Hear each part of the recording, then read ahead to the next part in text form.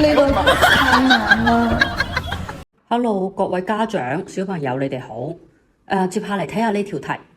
老師買鋼筆，買一支剩6蚊，買2支差10蚊。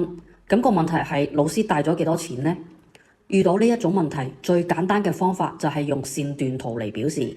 首先，我哋用一條線段嚟表示老師帶咗幾多錢。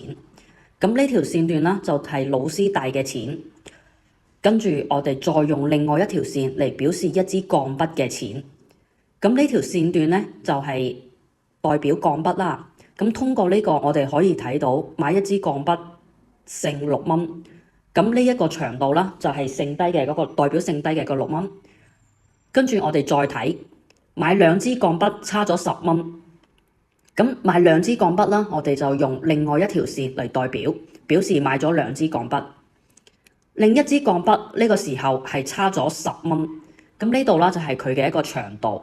所以從已知嘅圖形，我哋可以睇到一支鋼筆係幾多錢啦？一支鋼筆就係6加10等於16。咁呢個係一支鋼筆嘅錢數。咁而家問嘅係老師帶咗幾多錢啦？買一支鋼筆剩6蚊，咁即係16加6等於22。咁即係答案就係老師帶咗22蚊。